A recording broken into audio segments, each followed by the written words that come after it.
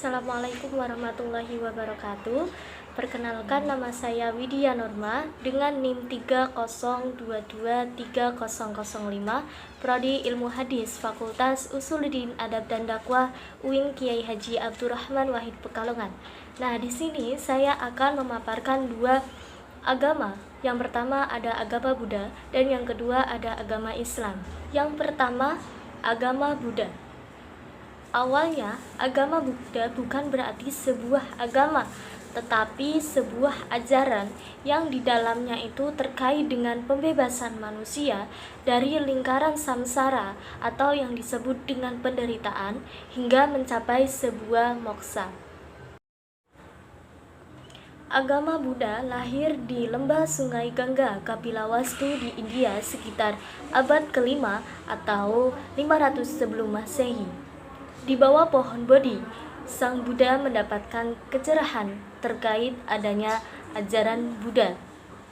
Agama Buddha dipelopori oleh seorang tokoh yang bernama Siddhartha Gautama setelah beliau mendapatkan pencerahan secara sempurna, sehingga beliau disebut atau dikenal dengan sebutan Sang Buddha. Kata Buddha berasal dari kata Bud, yang berarti terjaga, menyadari, dan memahami. Jadi, kata Buddha berarti yang telah sadar, yang telah terjaga, atau yang telah cerah. Kata Buddha menjadi sebuah gelar untuk seseorang yang telah mencapai pencerahan secara sempurna. Karena sebelumnya itu agama Buddha dipelopori oleh Siddhartha Gautama, maka sebenarnya siapa sih Siddhartha Gautama? Nah, Siddhartha Gautama itu merupakan anak dari Suddhodana, seorang raja yang memerintahkan suku Sakya. Nah, Siddhartha Gautama ini lahir sekitar tahun 560 sebelum Masehi di sebuah taman yang bernama Taman Lumbini di Kerajaan Kapilavastu, India Utara. Empat kebenaran dalam agama Buddha. Yang pertama ada kebenaran mulia tentang dukkha atau penderitaan. Yang kedua, kebenaran mulia tentang penyebab pembentuk dukkha. Dan yang ketiga ada kebenaran mulia tentang padanya dukkha. Dan yang terakhir ada kebenaran mulia tentang jalan yang mengarah kepada padamnya dukkha. Dan agama Buddha bersumber pada kitab Tripitaka yang merupakan kumpulan dari khotbah-khotbah, keterangan-keterangan, dan perumpamaan-perumpamaan yang pernah dilakukan oleh Sang Buddha.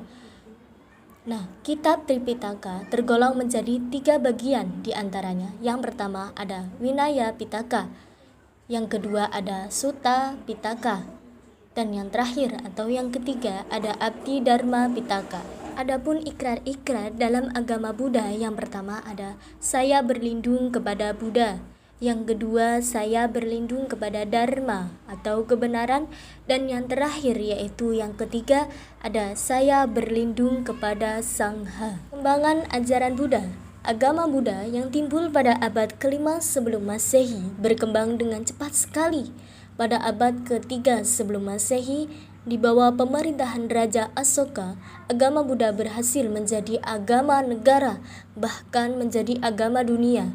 Nah, sumber keagamaan pada zaman ini terdapat dalam 2 kitab, di antaranya yang pertama Purana dan yang kedua ada Wiracarita. Di dalam agama Buddha ada 2 aliran, yang pertama aliran Hinayana dan yang kedua ada aliran Mahayana. Hinayana ini biksu berhak mencapai nirwana. Upacara-upacara dalam agama Buddha. Upacara yang dilakukan oleh umat Buddha pada umumnya berisi pembacaan parita, melaksanakan samadhita metta, membahas isi kitab suci, dan khotbah agama Buddha yang diselingi dengan lagu-lagu rohani. Upacara tersebut dilakukan secara harian, mingguan, dan hari-hari raya umat Buddha. Adapun hari raya agama Buddha diantaranya 1. Hari Waisak dan yang kedua ada hari Asada. Agama Buddha mempunyai tempat ibadah yang biasa disebut dengan wihara, cetya, dan cetyagraha. Selain itu, tempat ibadah yang digunakan oleh agama Buddha juga mempunyai ciri-ciri seperti berikut. Yang pertama, di dalam ruangan tersendiri. terpisah dari kehidupan rumah tangga umum. Yang kedua, terdapat ruangan pemujaan atau sembahyang. Yang ketiga, terdapat sebuah sesajian, api, bunga, air, buah-buahan, dan obat-obatan. Dan yang terakhir atau yang keempat, beribadah duduk di bawah tanpa alas kaki. Tempat-tempat suci dalam agama Buddha, yang pertama ada Taman Lumbini, yang kedua pohon Bodhi, yang ketiga Benares, dan yang keempat ada Uni Sagara. Kemudian Sang Buddha dalam Al-Quran. Penafsiran terkait Sang Buddha adalah seseorang nabi tercantum dalam Quran surah At-Tin ayat 1-3. Nah, Mujahid dan Hasan mengatakan bahwa Al-Tin diartikan sebagai sesuatu yang dimakan dan zaitun adalah sesuatu yang diperas. Kedua, buah tersebut banyak faedahnya dan besar manfaatnya.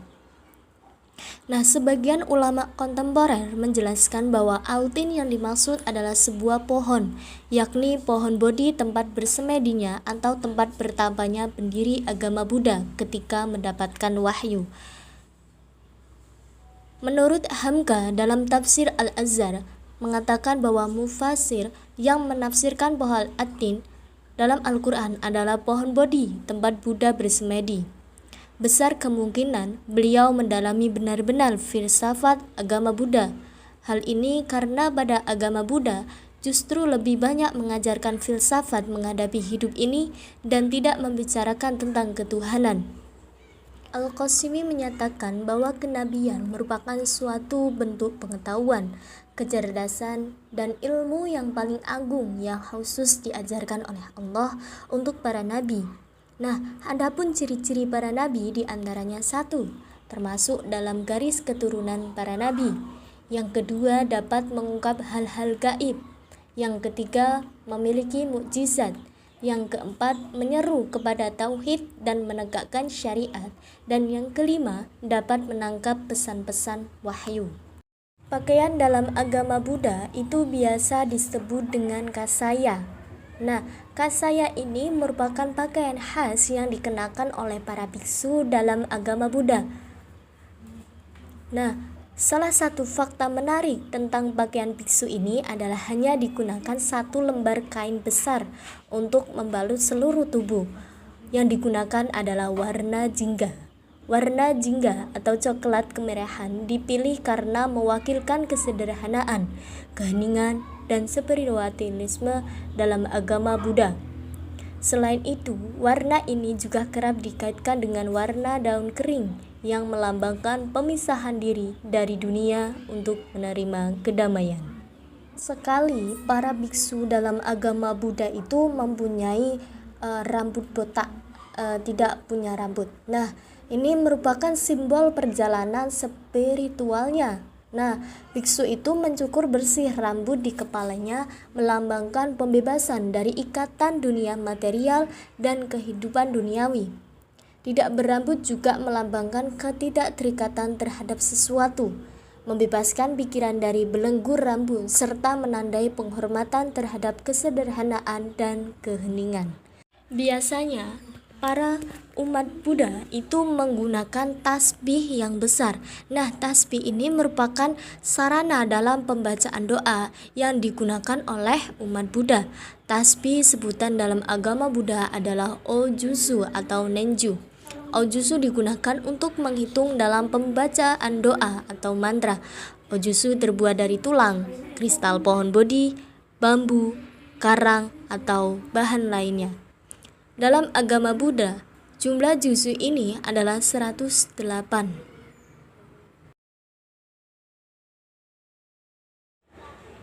Dan yang kedua, agama Islam.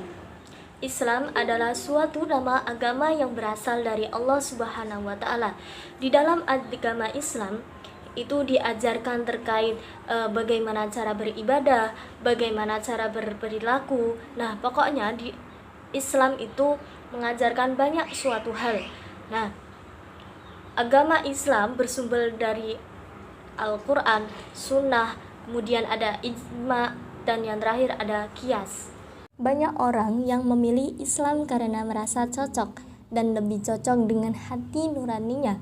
Bahkan tidak sedikit yang memilih Islam yang dikarenakan terpaksa.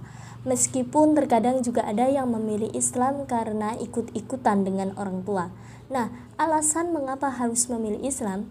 Nah, berikut ini alasannya. Yang pertama, sumbernya valid. Sumbernya valid seperti contoh Al-Quran. Al-Quran itu dijadikan sebagai sumber hukum ajaran agama Islam. Nah, yang kedua ada Islam adalah ajaran ketuhanan. Islam yang berpedoman pada Al-Quran dan Sunnah dirancang oleh Allah Subhanahu wa Ta'ala untuk mengatur hidup manusia demi terciptanya kemaslahatan di dunia maupun di akhirat. Tetapi mustahil hal ini dapat dicapai tanpa memperbaiki hubungan dengan Allah Subhanahu wa Ta'ala, karena akhirnya seluruh manusia akan kembali menuju kepadanya. Yang ketiga, ada Islam adalah ajaran yang universal. Artinya apa? Islam meliputi semua zaman, kehidupan, dan eksistensi manusia. Islam juga merupakan risalah semua zaman. Islam adalah risalah yang dibawa para nabi sejak Nabi Adam alaihissalam sampai hingga nabi terakhir yaitu Nabi Muhammad SAW, yang misinya yaitu menyerukan kepada tauhidullah dan menjauhi tagut.